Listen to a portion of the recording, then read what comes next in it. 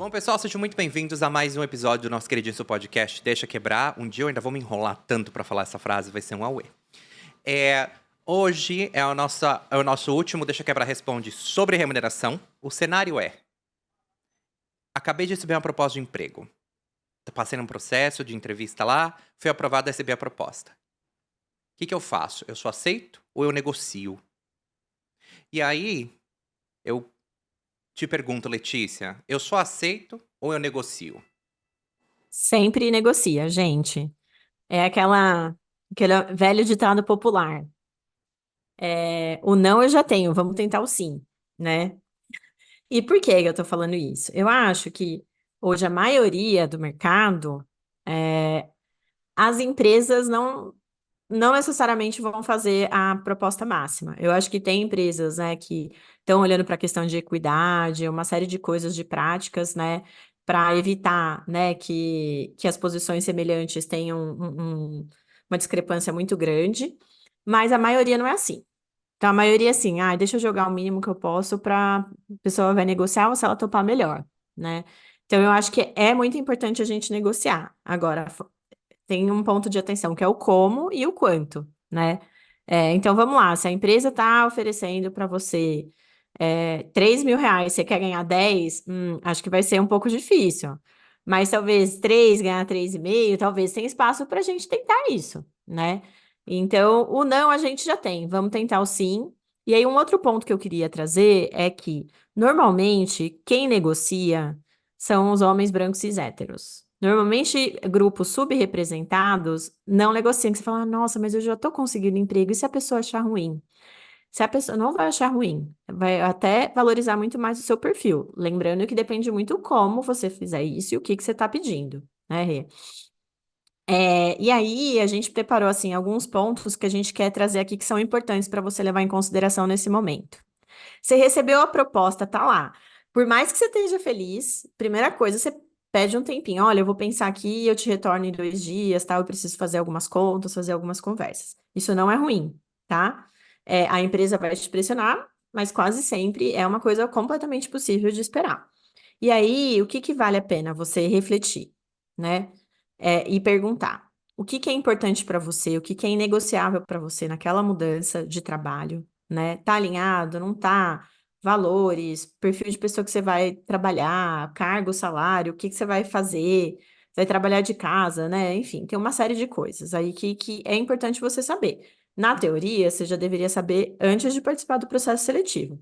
Mas se você está fazendo um processo e não pensou, agora é hora de pensar antes de aceitar a proposta, né? Não é qualquer R$ 30, R$ 100 a mais que vai fazer diferença. Você precisa colocar no papel tudo isso.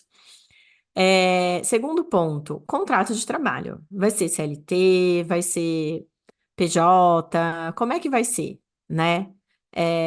Porque tudo isso vai impactar o seu pacote de remuneração e as suas garantias, né? Por exemplo, tem muitas empresas que ainda hoje contratam PJ, mas tem umas que oferecem, né, férias, 13º, algumas outras garantias e tem outras que não. Então é legal você entender.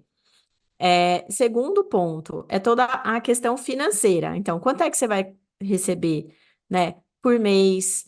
O que está incluindo nisso? O que que vai ter de desconto? O que que você vai receber de remuneração variável, de longo prazo? E aqui, o ideal é sempre você fazer uma conta anual, né? Não só olhando o salário do mês. Vamos lá, às vezes você vai para um lugar para ganhar menos por mês, mas vai ter um bônus alto. Talvez vai ficar uma conta maior, tudo depende dos gatilhos, né? As condições para você receber aquele bônus, mas então não olha só o salário mensal, olha o salário ao longo do ano todo, né? E se você tiver dificuldade de colocar isso, né, no papel, pede para alguma amiga aí que faça bem planilha que vai conseguir fazer isso, alguma amiga de RH, enfim. E aí você vê também o quanto você vai ganhar de bruto e o quanto de fato vai entrar na sua conta depois, né, de todos os impostos. Tem Aí, calculadora online que faz isso também, tá, galera? Eu descobri esses dias que eu tava fazendo umas contas pra um cliente, aí eu vi que tem calculadora online que dá pra usar, tá? maravilhosa. E aí também, né, pensando no teu caso, assim, em países diferentes, normalmente você tem uma carga tributária diferente. Então, também é um ponto de atenção. Se você trabalha no Brasil e você está pegando uma posição em outro país, aí vale a pena você entender quais são as condições daquele país, Exato, não né? se assuste para você que está avaliando coisas na Alemanha, no Reino Unido, na Europa em geral. Não se assuste se o seu imposto for acima de 40% no cima do seu salário, tá? Porque dependendo de um certo valor, começa a chegar neste tanto. Mas, por outro lado, coisas que você tem que levar em consideração nesse tipo de coisa, talvez estou abrindo um parênteses aqui, porque foi um pouco do que eu fiz na minha vida. Você tem que pensar o que a cidade oferece, custo de vida, a infraestrutura que você tem ao pagar esses impostos.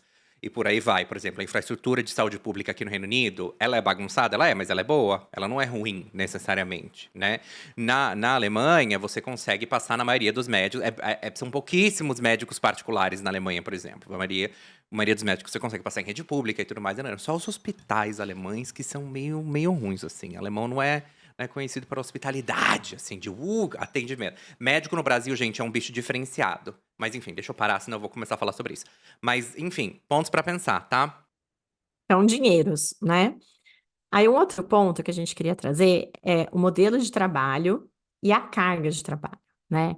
Então, sei lá, modelo de trabalho, a gente está falando, né? Trabalhar de casa, trabalhar híbrido, que é algumas vezes por semana, ou algumas vezes ao longo do trimestre, ou trabalho presencial. Então, isso também é um ponto que você tem que levar em consideração, né?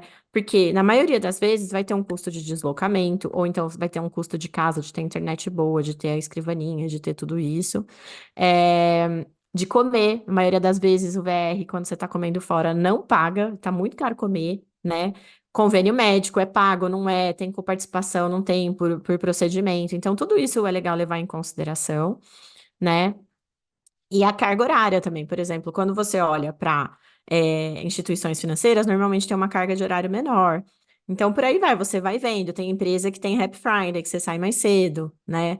Adoraria que tivesse empresas que trabalhassem só 4 dias por semana. Pena que tem pouco. Então, tudo isso você tem que considerar. Às vezes você vai ganhar um pouco mais em um lugar, mas você vai ter um convênio médico pior, que eventualmente você vai ter mais gasto com saúde. Pensa se faz sentido ou não, né? Aí tem, então, acho que questão dos benefícios em si, né, Rê, que eu acho que a gente já começou a falar, mas assim, é o VR, VA, ajuda com o transporte, né? E tem empresa que desconta aquele 6%, né, de VT, tem outras que não. Então, tudo isso é dinheiro que você tem que colocar na conta, né? E de repente, para uma pessoa específica, tem alguns pontos que são mais importantes. Então, para mim, um ponto que eu não abro mão é ter um plano, um convênio médico de boa qualidade, né? Que vai ter.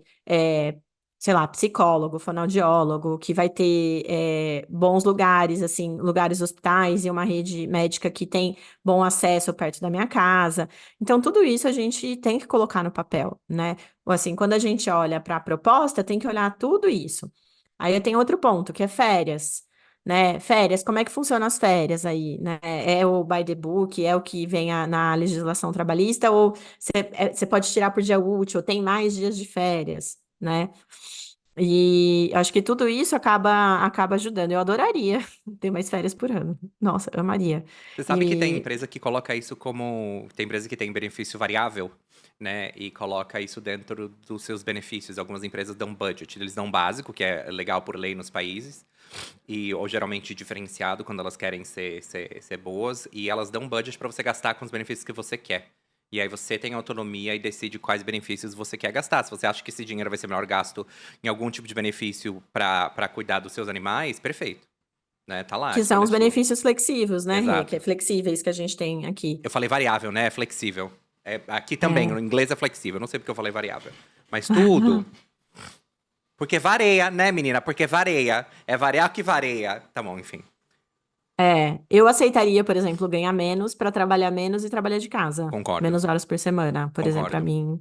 Concordo. É, partindo do princípio que o salário é um salário justo e que pagaria, Exato. né, ao meu custo fixo, assim. E eu acho que as empresas mesmo exploram muito pouco isso, porque eu Eu vejo muita concordo. empresa, ai, não, a gente não consegue pagar salário competitivo. Então, faz o pessoal trabalhar de casa ou dá liberdade de escolher, né, de onde quer trabalhar e trabalha menos dias por semana, ou É. então aumenta as férias, né? A gente tá num E momento, pessoal, onde as conversas sobre trabalho e as coisas que a gente e os pontinhos de conexão entre o que as empresas estão oferecendo versus o que elas pedem é naturalmente desproporcional. E as pessoas se tocam disso cada vez mais, entendem isso cada vez mais. No momento onde o mercado vai melhorando e vai tendo cada vez mais oportunidades, e vai tendo cada vez mais possibilidades e tudo mais, o poder volta um pouco para a mão das pessoas, cada vez mais, né? E eu acho que assim, para você entender, primeiro de tudo, qual a melhor forma de negociar, eu acho que eu reforço a primeira pergunta que a Lelê fez, que é o que é importante para você e o que é não negociável, sabe? Daquele ponto, essas são as coisas para mim que são mais críticas para usar de filtro para entender aonde você tá, sabe assim, se o lugar que você tá indo vai garantir. Porque lembra que a gente falou semana passada, né? Para as empresas, elas são ferramentas para desenvolver sua carreira. Elas são coisas que você usa para crescer, desenvolver, ter entregas, ter coisas e tal, pá, cases para contar, evoluir e enfim, e seguir a vida, né? E tá tudo bem. E tá tudo bem olhar para a empresa como algo que você usa para chegar nos seus objetivos.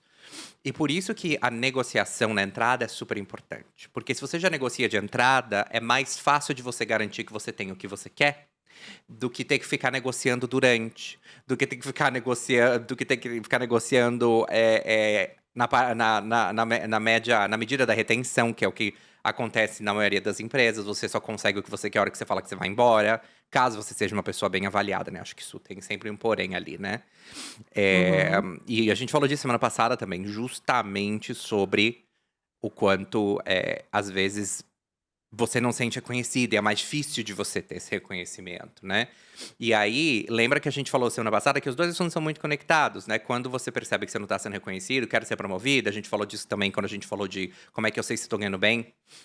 Putz, às vezes chega a hora de você precisar para uma outra empresa. Essa é a hora, essa é a conversa-chave que garante que você está endereçando todos esses problemas que a gente está levantando nas últimas 2 semanas, entendeu? Porque isso obviamente, é um jeito de ver, mas é ali que é nessas conversas que você endereça, galera, porque justamente você vai ganhar o que você quer ganhar, você entende se os benefícios são importantes para você ou não, principalmente se você tem família e se as pessoas da sua família, suas pessoas dependentes, estão no seu benefício de seguro-saúde.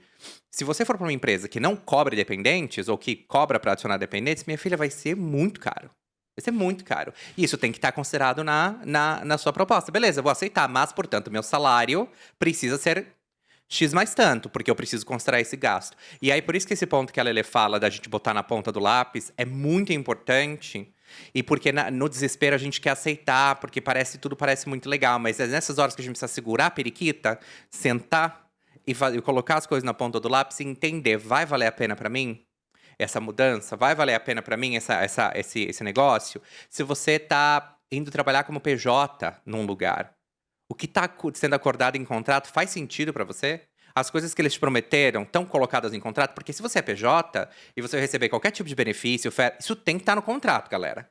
Ah, e posso contar um caos aqui, Rê? Conte um Tem uma caso. amiga minha, ela era CLT e ela é do mercado de saúde, e aí ela saiu da empresa e estava indo para um outro lugar, né? Ela saiu num corte e aí estava indo para um outro lugar.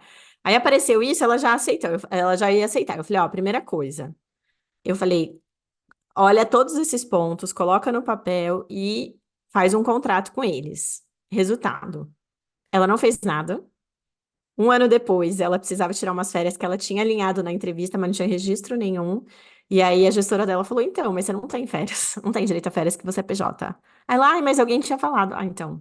Falou, não alinhou, não escreveu, não formalizou no contrato, ficou sem. E agora ela tá querendo fazer esse processo de alinhar férias, eventualmente licença maternidade, uma licença saúde, tudo, e é mais difícil, né? Então acho que a gente tem sempre que pensar antes. E não é questão de desconfiar, mas é questão de ter certeza que tá todo mundo na mesma página, que todo mundo entendeu, né?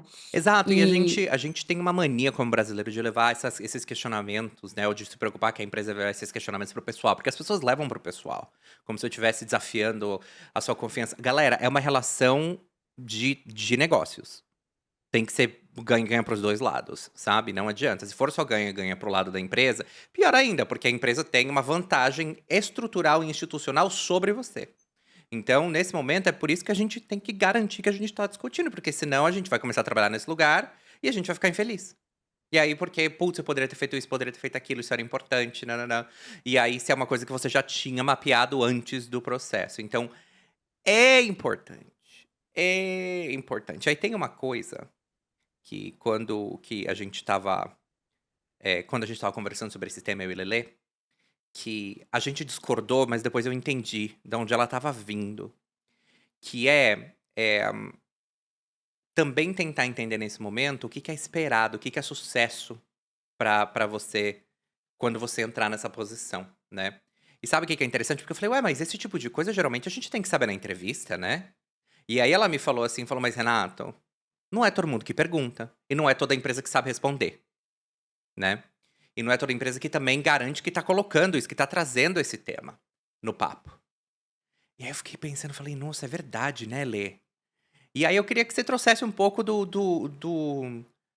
das suas experiências e ponto de vista, Lê, porque essa é a questão de trabalhar em RH. Como eu trabalho em RH, eu já tô acostumado a fazer essas perguntas. Quando eu tava procurando emprego, a fazer essas perguntas. O que você espera nesses primeiros meses? Já tô acostumado, porque eu trabalho em RH e na minha cabeça, como uma pessoa que tem um tantinho mini, tá? De experiência, um tanto de experiência entrevistando gente, essa é uma pergunta que eu, pelo menos, que eu sabia que as pessoas iam fazer em algum momento, né? Então, pra mim, eu entendo que é importante eu saber isso. E aí foi interessante, porque eu tava partindo completamente só de um data point que sou eu. Eu e minha cabeça e minha experiência. Então, acho que seria legal você falar disso, Lê. Então, de onde que eu tô vindo, né? Eu tenho um background em recrutamento também. É, trabalhei com recrutamento para várias áreas diferentes e para executivo. Mas uma coisa em comum que eu sempre encontrava, e inclusive nos meus clientes encontro hoje, que é o pessoal tá contratando alguém que não sabe o que, que a pessoa vai fazer. E é engraçado. Aí, em um certo momento, quando eu era Head People, para abrir a vaga, a gente tinha que ter definido e alinhado o que era esperado da posição, o que, que era sucesso em 3, 6, 12 meses, né, em termos de entrega. E não só o perfil que a gente estava procurando, porque a gente precisa entender o que, que essa pessoa é, tem que ter de habilidade para entregar o ano. Que às vezes ela tem um monte de currículo lindo, mas não vai servir para aquilo que a gente precisa fazer, né? E a maioria das vezes, 99,99%, as pessoas não sabiam, inclusive a empresa e a pessoa gestora, né? E hoje eu continuo vendo isso existindo em vários lugares. Empresas grandes e empresas pequenas, então a liderança não sabe para que ela está contratando, aí a pessoa recrutadora também não sabe e a pessoa candidata também não sabe. Então, dado esse contexto, o que que eu recomendo? Antes de você aceitar a proposta, falar o que que é esperado dessa posição? O que que é o papel dela? O que que não é o papel dela? Com quem que ela tem que se relacionar? O que que é uma boa performance, né?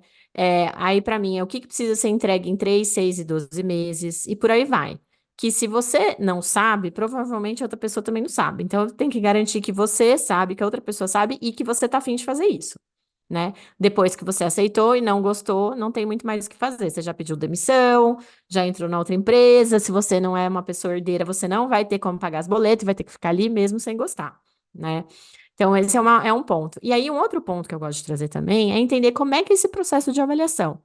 Quando acontece, quais são os critérios, como é que as pessoas são promovidas, como é que as pessoas são demitidas, o que que precisa fazer para receber aumento salarial, porque isso tudo vai estar alinhado aí com o teu sucesso, né? Se tiver um lugar que a sua ambição não está sendo atendida, provavelmente você vai ficar infeliz e vai acabar saindo. Então, aqui, e a gente sabe que começar em uma outra empresa não é uma coisa fácil, né? Não é fácil para a empresa e não é fácil para a gente como pessoa trabalhadora.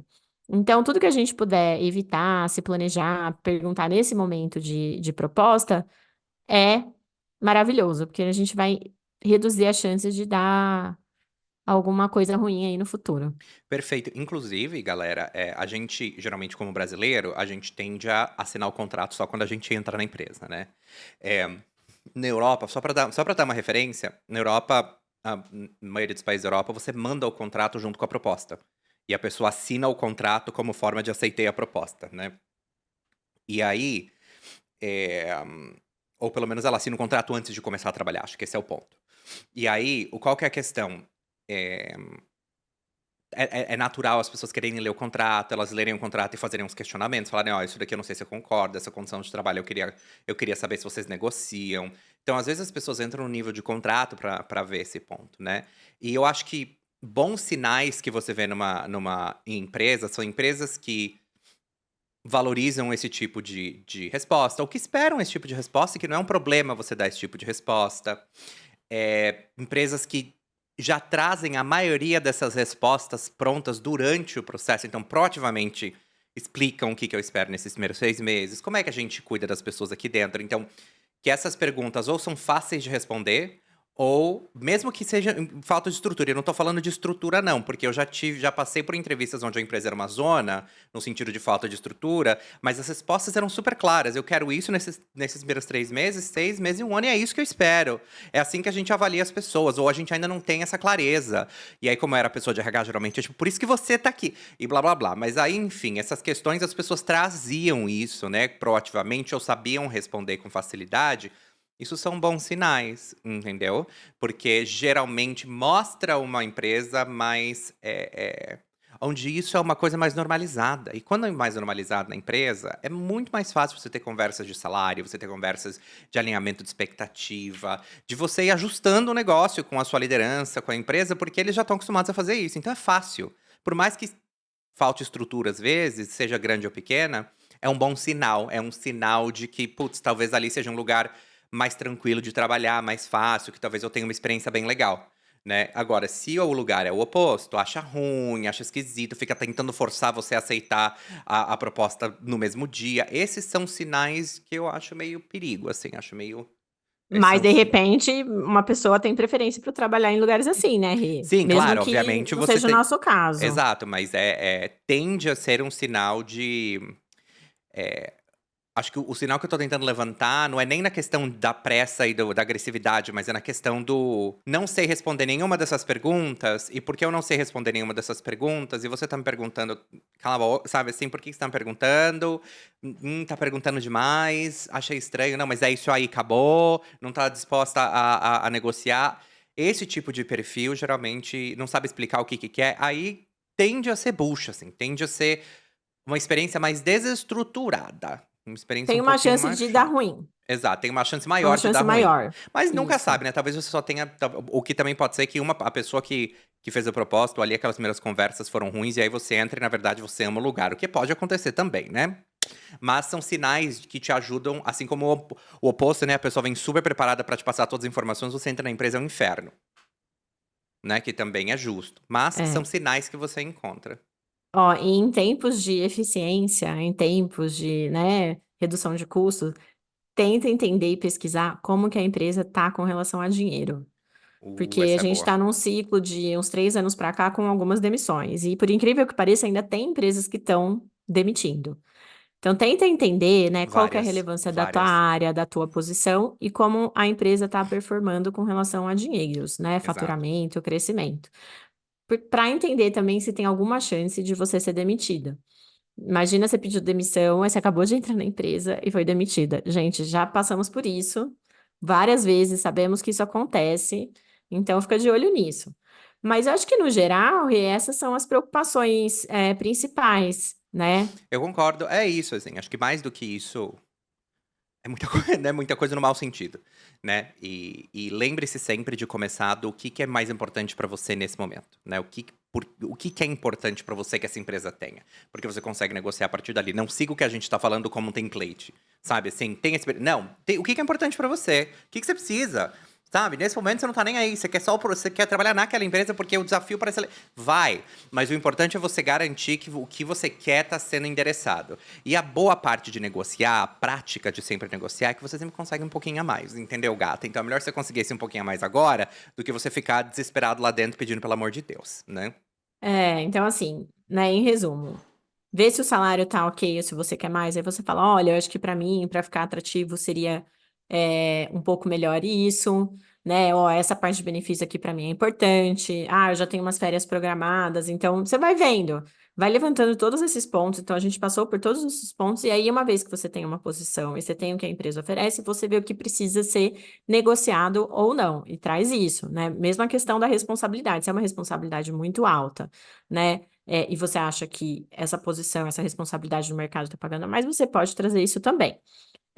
E nunca deixa de perguntar, nunca tenha medo de trazer o teu ponto, trazer o que é importante para você, é, de discutir com amigos, trocar ideia, botar na ponta do lápis. Acho que tudo isso vai te ajudar muito, né, a tomar a melhor decisão, né, entender se o que a empresa está te oferecendo faz sentido ou não e o que te faria ir para aquela empresa. Mas é isso, né, Rê? Eu acho que a gente falou bastante. Fiquem à vontade para mandar suas dúvidas. Agora você para um pouquinho, manda para aquela coleguinha, aquele coleguinha, aqueles coleguinhas que estão fazendo processo seletivo agora. Manda para ajudá-los, assim, que eu acho que essa é a ideia, que a gente quer ajudar vocês Achei que você tá a. falando comigo. Achei que você tá falando comigo, tipo, agora para a gravação. Ai, Renata, tá Manda, vendo? Eu manda tô mesmo, muito manda boa. mesmo. Isso aí, manda para todo mundo, gente. Tá bom? Obrigada por tudo. Espero E, que a gente tenha ajudado. e todo aquele bafafá, né? Avalia bem, interage e tal. Ai, que loucura, manda pra todo mundo, ai, que auê. Fechado. Então é isso, gente. Muito obrigado. Uma Obrigada. boa Tchau, semana pra vocês. tchau. Tchau.